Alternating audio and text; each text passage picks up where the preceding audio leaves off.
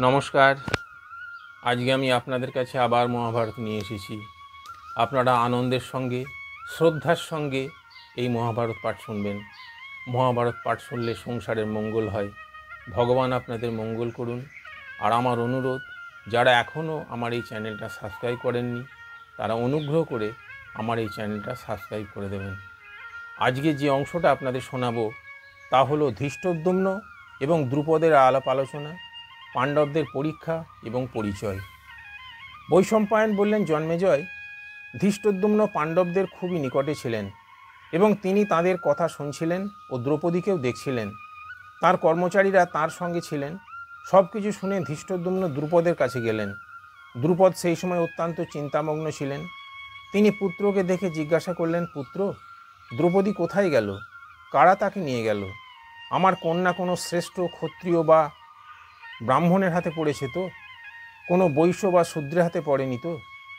যদি নবরত্ন অর্জুনের হাতে আমার সৌভাগ্যশালী কন্যা পড়ত তাহলে কত ভালো হতো। ধৃষ্টদ্যুম্ন বললেন, পিতা, যে কৃষ্ণ মৃগ চর্মধারী পরম সুন্দর নবযুবক লক্ষ্যভেদ করেছেন তিনি অত্যন্ত ক্ষিপ্র ও বীর। যখন তিনি ভগ্নী দ্রৌপদীকে নিয়ে ব্রাহ্মণ এবং রাজাদের মধ্যে এলেন তখন তার মধ্যে কোনো ভয় বা সংকোচ ছিল না। তাঁর এই ধৃষ্টতা দেখে রাজারা ক্রোধে অগ্নিশর্মা হয়ে উঠে আক্রমণ করেছিল। তার সঙ্গী পুরুষটি এক বিশাল বৃক্ষ উপড়ে নিয়ে রাজাদের প্রহার করতে থাকলেন। কোনো রাজাই তার কেশাগ্র স্পর্শ করতে পারেনি। তাঁরা দুজনে আমার ভগ্নীকে নিয়ে নগরের বাইরে এক কুমোরের ঘরে গিয়ে উঠলেন। সেখানে এক অগ্নি সমা তেজস্বিনী নারী ছিলেন। তিনি নিশ্চয়ই এদের মাতা। আরও তিনজন সুন্দর যুবক সেইখানে ছিলেন। তাঁরা তিনজনে মাতার চরণে প্রণাম জানিয়ে দ্রৌপদীকেও বললেন প্রণাম করতে।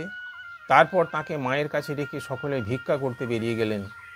ভিক্ষা করে ফিরলে মায়ের নির্দেশে দ্রৌপদী দেবতা, ব্রাহ্মণ ইত্যাদিকে অংশ দিয়ে সবাইকে পরিবেশন করার পর আহার গ্রহণ করলেন।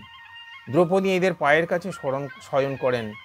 নিদ্রার পূর্বে এরা যেসব বিষয় আলোচনা করেন তা ব্রাহ্মণ, বৈশ্য অথবা শূদ্রের মতো নয়। ওরা যুদ্ধ সম্বন্ধে আলোচনা করেন।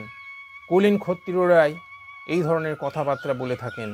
আমার তো মনে হচ্ছে যে আমাদের আশা পূর্ণ হয়েছে এবং পাণ্ডবেরাই অগ্নিদহন থেকে রক্ষা পেয়ে আমার ভগ্নীকে লাভ করেছেন। ধৃষ্টদ্যুম্নের কথায় রাজা দ্রুপদ অত্যন্ত আনন্দিত হলেন। তিনি তাঁদের পরিচয় জানার জন্য সত্বর রাজপুরোহিতকে পাঠিয়ে দিলেন। পুরোহিত পাণ্ডবদের কাছে গিয়ে বললেন, আপনারা দীর্ঘজীবী হন। পাঞ্চাল রাজ মহাত্ম দ্রুপদ আশীর্বাদপূর্বক আপনাদের পরিচয় জানতে চেয়েছেন। বীর যুবকগণ, মহারাজ দ্রুপদের মনে বহুকাল ধরে আকাঙ্ক্ষা ছিল যে বিশাল বাহু নবরত্ন অর্জুন তাঁর কন্যার পাণিগ্রহণ করেন। তিনি আমা দ্বারা এই সংবাদ পাঠিয়েছেন যে তাঁর ভগবত কৃপায় যদি প্রার্থনা পূর্ণ হয়ে থাকে তা অত্যন্ত আনন্দের কথা। এতে আমার যশ, পুণ্য এবং হিত হবে। যুধিষ্ঠিরের নির্দেশে ভীম পুরোহিতকে সম্মান ও সমাদর করলেন। তিনি আনন্দের সঙ্গে তা স্বীকার করে উপবেশন করলেন। যুধিষ্ঠির বললেন, ভগবান, রাজা দ্রুপদ যে স্বয়ম্বর সভার আয়োজন করে তার কন্যার বিবাহ স্থির করেছেন তা ক্ষত্রিয়দের ধর্মের অনুকূল। কোনো একজন নির্দিষ্ট ব্যক্তিকে বিবাহ করার উদ্দেশ্যে স্বয়ম্বর সভার আয়োজন করা হয় না। এই বীর ব্যক্তি সমস্ত নিয়ম পালন করে পরিপূর্ণ সভার মধ্যে দ্রুপদের কন্যাকে লাভ করেছেন। এতে রাজা দ্রুপদের অনুতাপ করার কিছু নেই। এই বিবাহের দ্বারা তার মনের দীর্ঘদিনের আকাঙ্ক্ষা পূর্ণ হতে পারে। ধর্মরাজ যুধিষ্ঠির যখন এই কথা বলছিলেন সেই সময় রাজা দ্রুপদের কাছ থেকে আর এক ব্যক্তি সেখানে এলেন। তিনি ধর্মরাজ যুধিষ্ঠিরের কাছে এসে বললেন, মহারাজ, দ্রুপদ আজ মধ্যাহ্ন ভোজনের জন্য আপনাদের নিমন্ত্রণ করেছেন।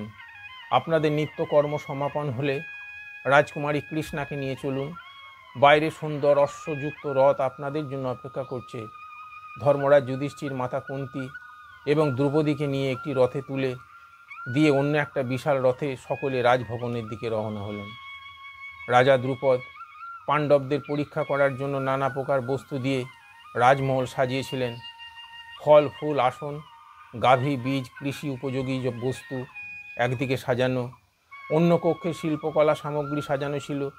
একটি ঘরে নানা রকম খেলার জিনিস, অন্যত্র যুদ্ধ সামগ্রী, শোভমানা নানা রকম খেলার জিনিস, অন্যত্র যুদ্ধ সামগ্রী শোভমান্য ছিল। অপর একটি কক্ষে উত্তম বস্ত্র অলঙ্কার রাখা ছিল। পাণ্ডবগণ সেখানে পৌঁছালে দ্রৌপদী ও কুন্তী রানী মহলে চলে গেলেন। সব রানীরা অত্যন্ত সমাদরে তাদের মহলে নিয়ে গেলেন। এদিকে রাজা, মন্ত্রী, রাজকুমার, পরিষদবর্গ, আত্মীয় সকলেই পাণ্ডবদের শারীরিক গঠন, চালচলন, প্রভাব, পরাক্রম দেখে আনন্দিত হয়ে তাঁদের স্বাগত জানালেন। যে বহুমূল্য রাজোচিত আসন সেখানে সাজানো ছিল, পাণ্ডবেরা একটু ইতস্তত না করে সেখানে বসলেন। বহুমূল্য বস্ত্র অলঙ্কারে সজ্জিত হয়ে দাসদাসীরা স্বর্ণ থালা করে খাদ্য পরিবেশন করতে এলো এবং পাণ্ডবেরাও রাজোচিত কায়দায় তা গ্রহণ করলেন।